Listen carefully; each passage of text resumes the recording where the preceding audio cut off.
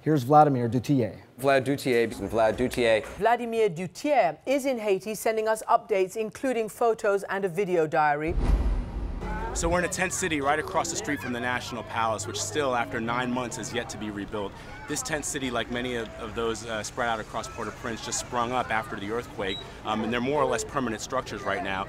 And this lady here has been kind enough to let us into her home, so we're going to take a look inside her tent. Carol and her family lives here. She has 4 children. Her neighbor has 3 children, so 9 people sleep in this space. And see, there's a lot of clothes here. There's a couple of pots and pans. There's a couple of barrels that probably keep some food. But essentially, this is a big spare room. It's absolutely blazing hot in here.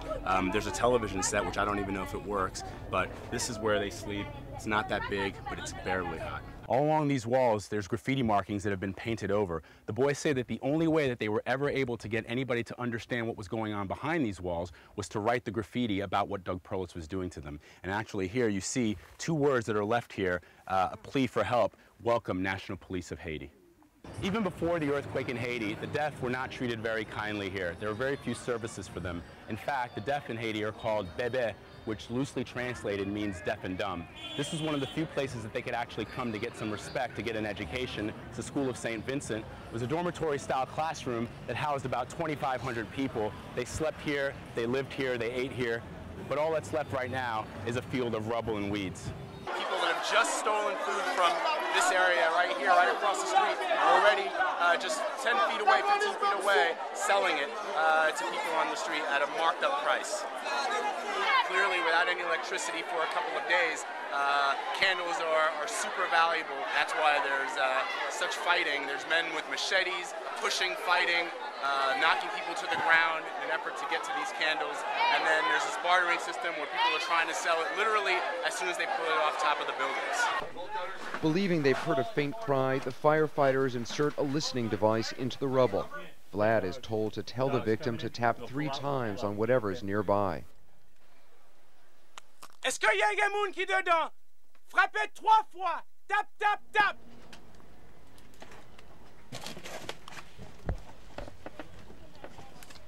Where's your location? Yeah, good.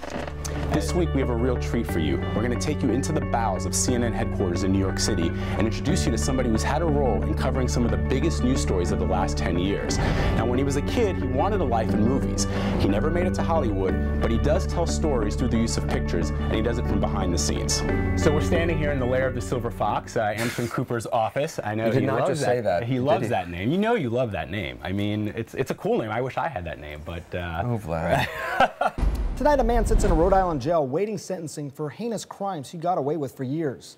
They happened in Haiti, and his victims were among the country's most vulnerable, orphans living on the streets. The man sitting in jail tonight targeted these children while living a double life in plain sight. Now, I need to warn you, the abuse you're about to hear described is graphic and it's disturbing.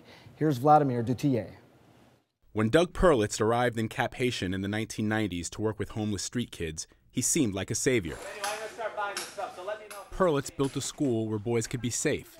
It became known as the Village, a place where boys who had nothing could come to learn, eat, sleep, and play.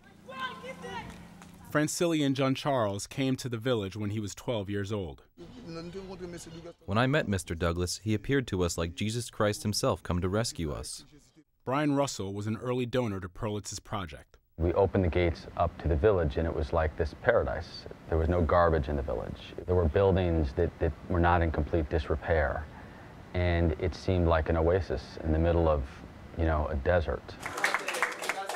Perlitz raised a lot of money and was beloved by the local community. What no one knew, however, was that behind the smiles and the good deeds, Doug Perlitz was actually a monster. According to more than a dozen boys, Perlitz routinely molested them for years. Douglas had an outward appearance that would make it hard to believe he was doing these things, because whenever people would see him, he would always be praying and rescuing children. Wilnick Messidor was just 11 when he says Perlitz began to abuse him. Fredlin Legrand was 14. He gave me a pill that made me fall asleep, and when I woke up, I found my pants covered in sperm. I started to cry because I never thought something like this would ever happen to me. One night he would take Francillian. One night he would take me. One night it could be anyone else. He always had a watch, and he used the watch light to look for little kids to have sex with them. The boys say they didn't know what to do. They didn't want to return to the streets, so they stayed silent for years. But in 2007, unable to stand it any longer, a few boys approached teachers and adults in town and told them what Perlitz did. But either no one believed them, or they were afraid to cross Doug Perlitz. The school became a business boon for the town, and to live well in this town, you needed to go through Mr. Douglas. Some boys, in desperation, began to scrawl messages on the school walls, hoping to get someone's attention. All along these walls, there's graffiti markings that have been painted over. The boys say that the only way that they were ever able to get anybody to understand what was going on behind these walls was to write the graffiti about what Doug Perlitz was doing to them. And actually here you see two words that are left here, a plea for help: welcome, National Police of Haiti. The police, however, never came. Finally, a local radio reporter named Cyrus Seibert saw the graffiti and told the kids he'd help. I told the boys, I will go to the end with you. Are you ready? And they said, no problem. Seibert interviewed one of the kids on his radio show. But at first, Haitian authorities and American donors refused to believe them. There was no way that this man could have committed these things that people were accusing him of. It seemed utterly out of the realm of possibility. There was too much goodness, the heart was too big. It wasn't until the spring of 2008 that an American volunteer discovered something was terribly wrong. Brian Russell got a call from the volunteer at the school. She related a story to me where one of our older boys had raped one of our younger boys. Our volunteer went to the Haitian headmaster of the school and said, we have to do something more about this. We can't have children raping each other. And his response was, well, that's really hard because Douglas has been doing this for the last 10 years. Confronted by his donors, Perlitz fled Haiti and returned to the U.S., where a year later, U.S. Immigration and Customs Enforcement agents arrested him and charged him with allegedly abusing 18 underage boys. On his computer, they found links to pornographic websites, which according to court documents said Perlitz, quote, showed one or more minors homosexual pornography or displayed homosexual pornography on his laptop computer to entice and persuade the minors to comply with the sex acts. Perlitz initially refused to cooperate with police, but this past August, he struck a plea deal, admitting only that he had sex with 8 minors and confessing that he traveled from the U.S. to Haiti to have sex, which is just one of the 24 counts he originally faced. In a handwritten confession, he wrote, one of the dominant purposes of that trip was to engage in illicit sexual conduct with one of the minor boys. Perlitz faces up to 20 years in prison and will be sentenced on Tuesday. Those who once supported Perlitz are still trying to understand how all of this could have happened. You feel like you want to go hug those kids, and you want to save those kids, and you can't. Many of the kids are now young adults and view Perlitz's limited confession as some measure of justice. For us, this is a victory. A victory because in the beginning, Doug denied it. He said I was a liar, that the boys were liars. I felt proud because everybody used to say that I was lying, but I knew I was telling the truth. For these young men, the truth has come with a heavy price. The school is closed, the staff laid off, and they're back on the streets. The same streets where Doug Perlitz found them so many years ago.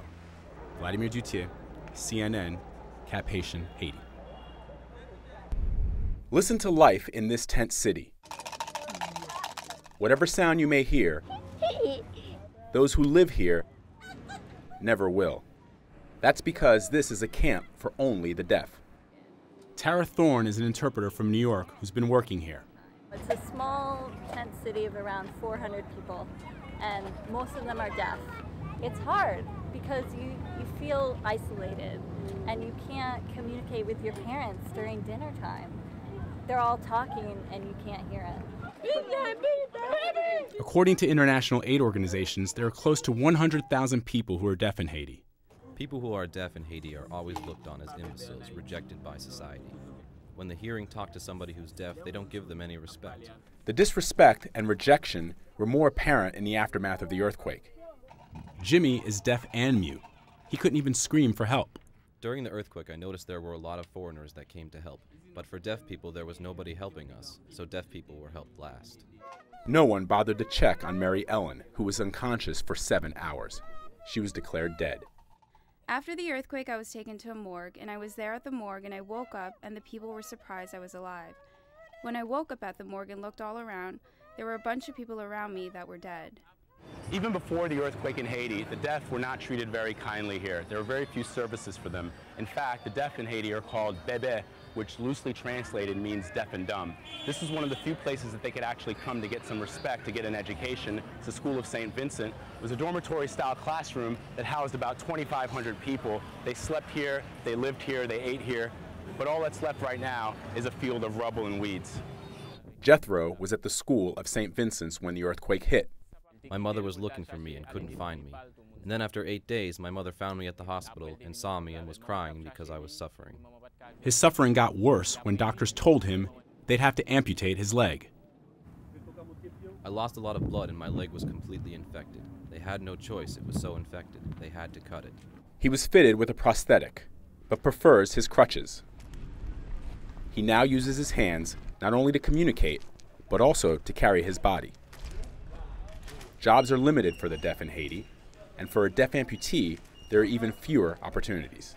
I have memories of what I used to do before I lost my leg, and now life has become much more difficult. But I don't have a choice. I have to work. He's found work at the camp that's become his home. He's part of a construction team that's building houses for deaf families. Jethro says people often pity him, but he doesn't want their pity. People who are deaf can do any job a hearing person can because we're just as intelligent as the people who can hear, and I'm not ashamed. It's only my leg that's cut off, and even though people make fun of me, God protects me. Those who live here believe God's protected them from the earthquake and delivered them to this camp. And for that, they say, they're blessed. Vladimir Duthiers, CNN, Port-au-Prince, Haiti. This is Vladimir Duthiers with AC360. 6 months ago, an earthquake devastated the island of Haiti, killing an estimated 300,000 people and leaving over 1.5 million people homeless and in the streets. CNN covered the story back then with an extensive coverage that lasted over a month. We showed you stories about desperation, undignified deaths, This entire pit is filled with people. heroic rescues,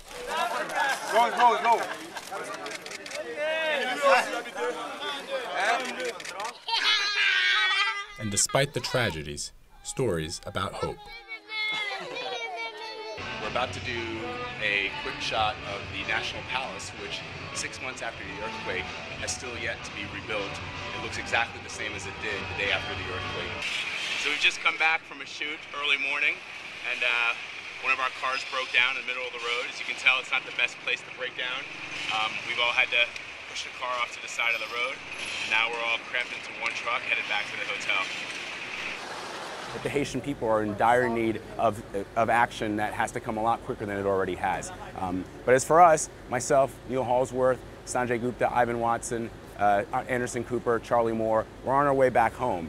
Gary Tuckman and Justine Redmond, along with Phil Littleton, will stay here in Haiti. They'll keep bringing to you the stories that matter. But as for us, this is a wrap. We're done. We're out of here.